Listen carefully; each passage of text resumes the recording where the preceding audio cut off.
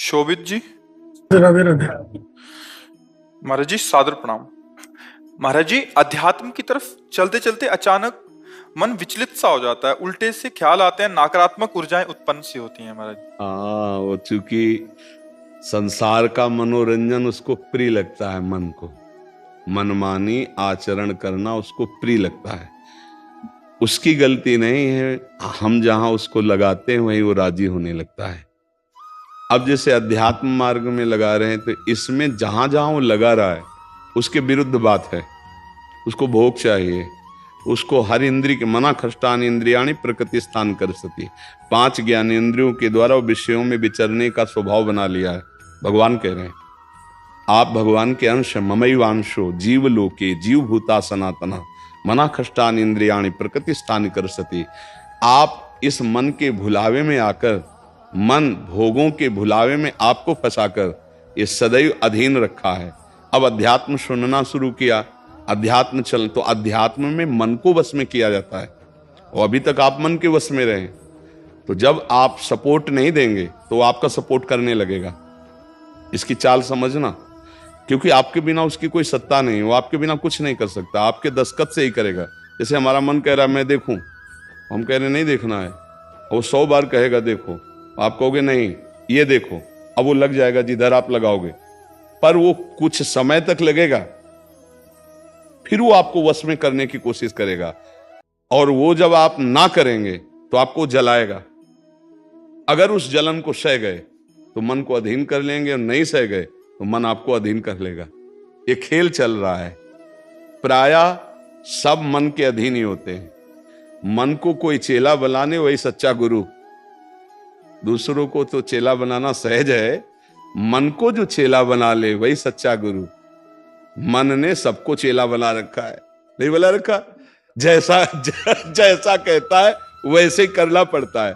और बड़ा बात यह है कि मन को हम जैसा कहें शास्त्र आज्ञा से वैसा चला ले, सो महात्मा, वही गुरु, वही भक्त। नहीं तो भाई भेष चाहे जो हो, पर मन के अधीनता से मुक्त होना बहुत कठिन होता है। कोई बिरला मन को अधीन करके भगवान की प्राप्ति करता है। तो आप लोग उसी बिरले में हैं, क्योंकि अगर सत्संग मिल रहा है, साधु संग मिल रहा है और अध्यात्म की बातें सुन रहे हैं, अध्यात्म में चल रहे हैं, तो हम ये नहीं कह सकते कि हमारे ऊपर भगवान की कृपा नहीं। कृपा है, पर हमें विचलित नहीं होना। कम से कम ये बात आप स्वीकार करते हैं कि कभी कभी वो हमको गिराने की कोशिश करता है, अर्थात आपका बहुत सहयोग देने लगा है। तो एक समय था कि हम पूरे उसके अधीन थे, आज है कि आधा आधा हो गया है। आधा वो हमारे अधीन हो रहा है, आधा अपने अधीन करना चाहता है। तो चढ़ाई और चढ़ते जाओ, उसके पॉइंट कम करते जाओ, अपने पॉइंट बढ़ाते जाओ कि अब 60%, अब 65%, अब 70%। फिर जिस दिन 100% तो तुम्हारे अधीन हो गया, उसी दिन भगवान के आनंद का जो स्वरूप है वो प्रकाशित कर देगा। अब ये लड़ाई बहुत जोर की है, छोटी मोटी लड़ाई नहीं है। वो छोटा मोटा शक्तिशाली नहीं, बहुत शक्तिशाली है। क्या? आपको सपोर्ट देगा, राधा राधा राधा, फिर धीरे से आपके सामने रखेगा। देखो इतने दिन जब करते हुआ कोई सुख तो नहीं मिल रहा, इसको भोगो, अभी आनंद आ जाएगा। और देखो ये भोग आपके पास व्यवस्थित है, देखो ना, अभी आनंद आ जाएगा। अच्छा, अब रुका राधा नाम, अब वो उस भोग में ले गया। अब राधा नाम जपना चाहोगे तो अच्छा नहीं लगेगा, अरुचि, वो अपने अधीन करता चला जाएगा।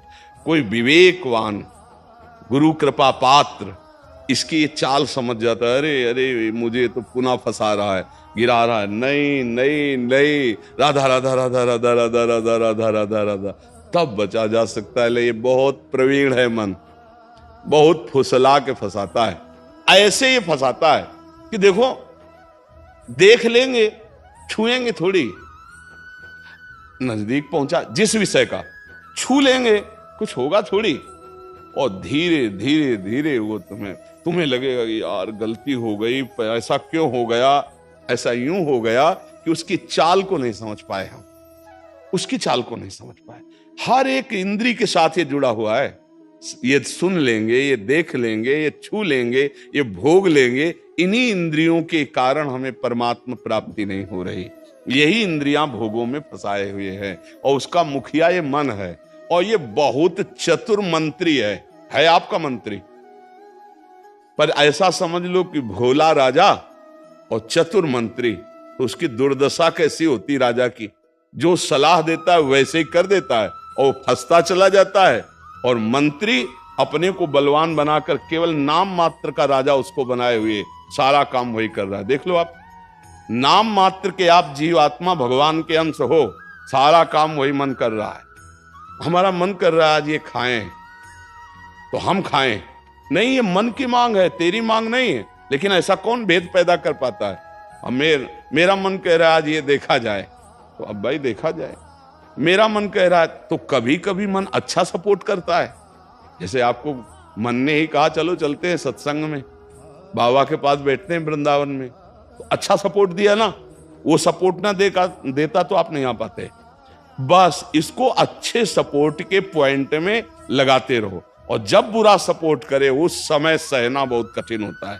अगर मन ने ठान लिया कि अब ये करना है और आपने कह दिया ना, तो आपको जलाना शुरू करेगा। और उस जलन को जो सह गया, यम ही न व्यथ्यन्ते ते पुरुषम पुरुषर्षव सम दुखा सुखाधीरम स्वमृतत्वाय कल्पते। उस जलन को जो सह गया सो भगवान को प्राप्त करने की सामर्थ्य रख लेता है।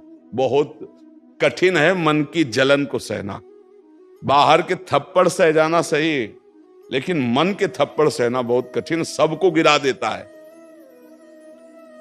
इसका बहुत विचित्र बल होता है और इससे बचने का केवल एक उपाय है, नाम जप न छूटे और ये स्वीकार मत करो कि मुझे चाहिए। जैसे मन कह रहा है आज उस होटल में चलते हैं, अब रसेंद्री और मन एक हो गया है। अब आपको लगता है मेरी मांग है, तो बोले भाई आज मेरा मन कह रहा है यही, आज मेरा मन कह रहा है कि आज उस होटल का भोजन होना चाहिए।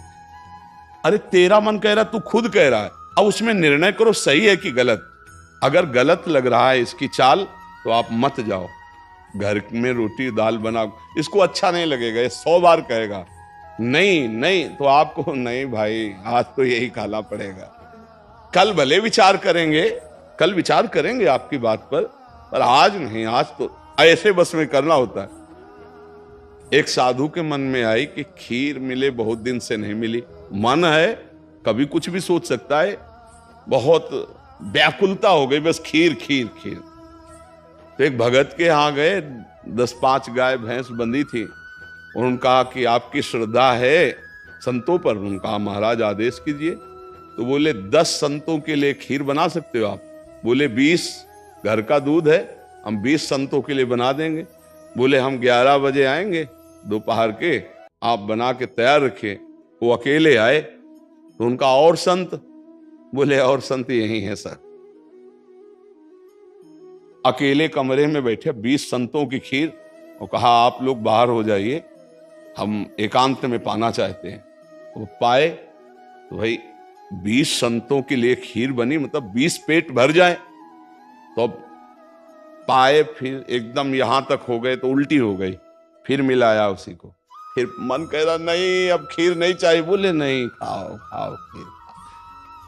रोमांच हो गया, नहीं खाएंगे एकदम। तो बोले जिंदगी में खीर का नाम मत लेना, जिंदगी।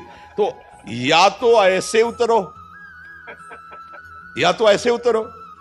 इसको वश में करना बहुत अच्छा। एकदम विरोध भी नहीं कर सकते आप इसका, चल ही नहीं पाओगे। इसका विरोध भी एकदम नहीं कर सकते, सपोर्ट भी करना पड़ेगा। तो अच्छी बात में इसका सपोर्ट करो। अब कह रहा है जैसे हमें आज मीठा खाना है, ठीक है तुम्हारी मांग बुरी नहीं है। गए किसी अच्छी दुकान से लिया, ठाकुर जी को भोग लगाया, पाली, तो उसका सपोर्ट हो गया। अब वो बुरी बात कह रहा है, अब नहीं मानना है। उस समय जो जलन उसे सह जाओ, बस यही साधना का है। मन को अगर अधीन कर लिया तो बात बन गई। एक हम बार बार सुनाया करते कि मन मारिया तन बस में की ना, हुआ भरम सब दूर, बाहर से कछ दिखत नाई, अंदर चमके नूर। आपो त्याग जगत में बैठे नहीं किसी से काम, उनमें तो कछु अंतर नाई, संत कहो चाहे राम। वो गृहस्थी में भी है। आप एक पत्नी व्रत लिए हुए धर्म से आप चलते हैं दूसरी किसी माता बहन की तरफ गंदी दृष्टि नहीं, धर्म से धन कमाते, परिवार का पोषण करते, नाम जब आप महात्मा है, आप सतमार्ग के पथिक हैं, क्योंकि आप अपने प्रवृत्ति धर्म से चल रहे हैं और एक निवृत्ति में अपने धर्म से चल रहा है, तो वो महात्मा है।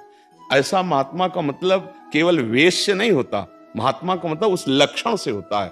अगर आप भागवतिक लक्षण से हैं तो आप भक्त हैं, आप वैष्णव हैं, आप महात्मा हैं।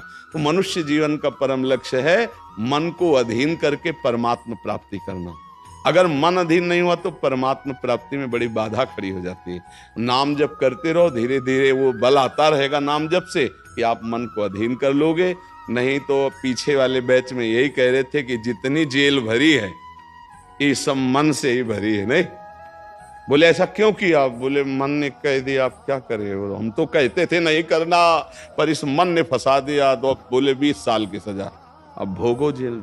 मन की एक हरकत ने पूरा जीवन बर्बाद कर दिया, मन की एक हरकत ने फांसी पे चढ़वा दिया। वही मन की तो हरकत है।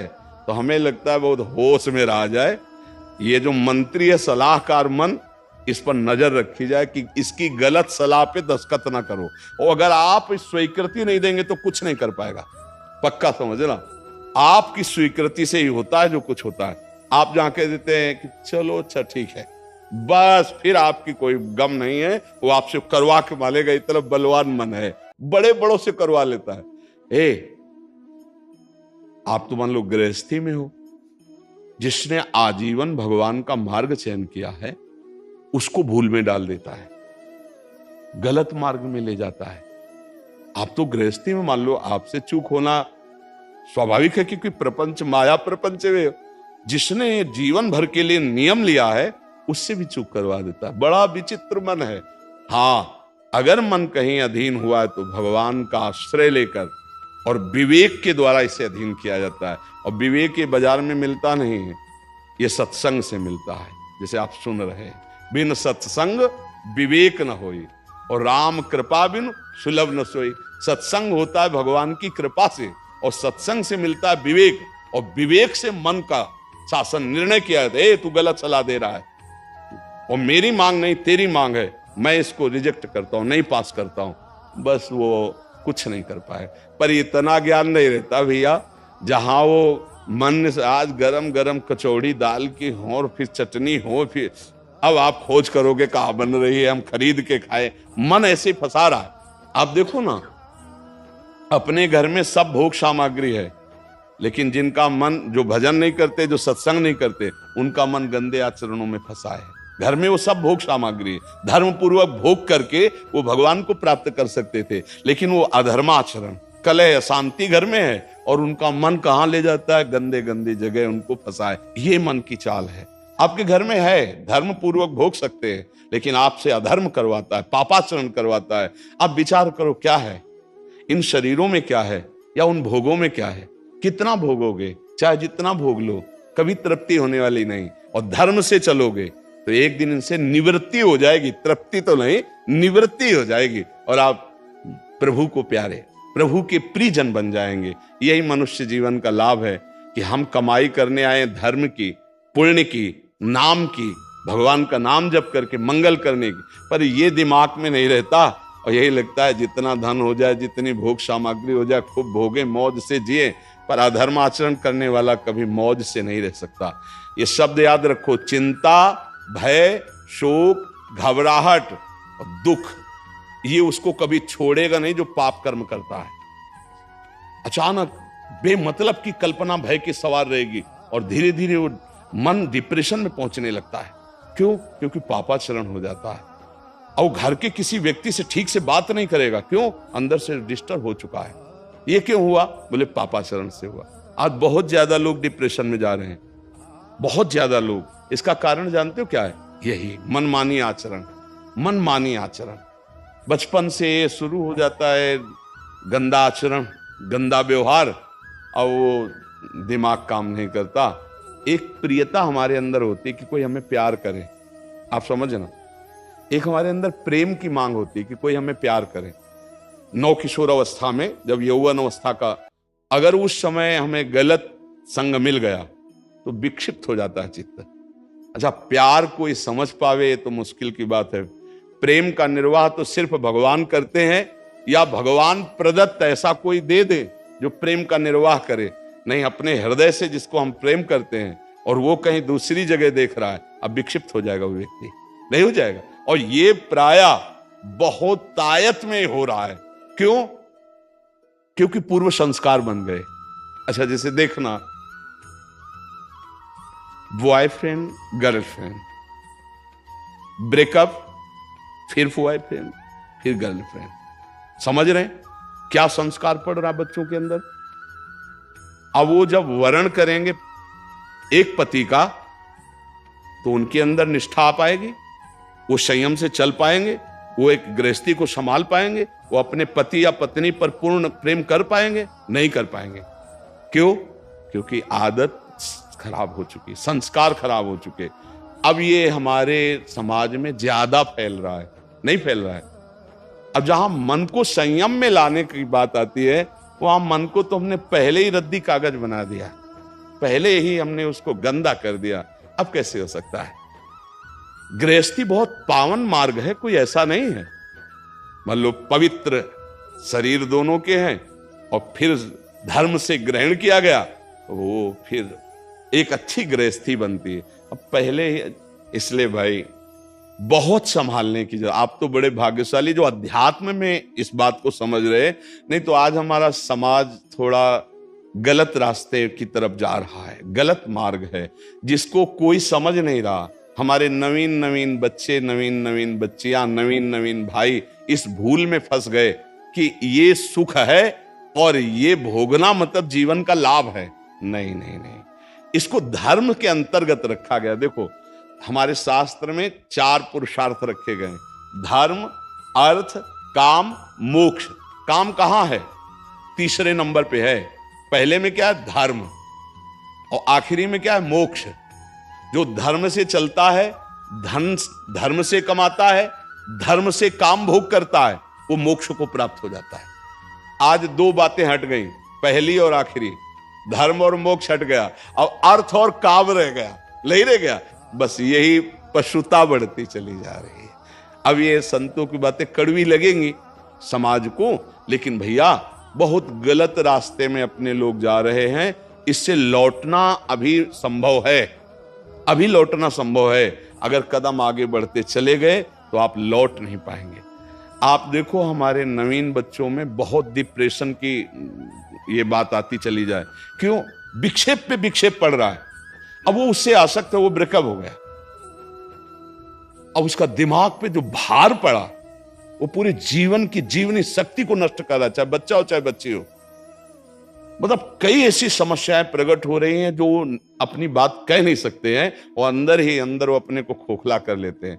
हमें लगता है कि माता पिता को, परिवार को इन समस्याओं से, बच्चों से जुड़कर उनको हटाना चाहिए, उनको शिक्षा देनी चाहिए, उनको ऐसा मित्रवत बल देना चाहिए जिससे उनकी मानसिकता उभरे। अगर ये छूट बनी रही, इसे कहा जाता है दोस्ती, लेकिन भारी दुश्मनी फैल रही है, भारी हमारे जीवन का नाश करने वाली वृत्तियां फैल रही। तो इसलिए इससे बचा जाए और नाम जप किया जाए। अगर मन को छूट मिल जाए तो नरक पहुंचाने की पूरी व्यवस्था कर देगा। मन को छूट मिल जाए तो भारी से भारी अपराध करा देगा और जलाता रहेगा। इसलिए मन को छूट ना दी जाए, और मन को छूट ना दी जाए इसके लिए जो चाहिए विवेक, वो सत्संग सुना जाए, और जो बल चाहिए वो नाम जप किया जाए। नाम का बल और सत्संग का विवेक, ये 2 ही बचा सकते। साधन को हरि भजन है, कै सत्संग सहाय।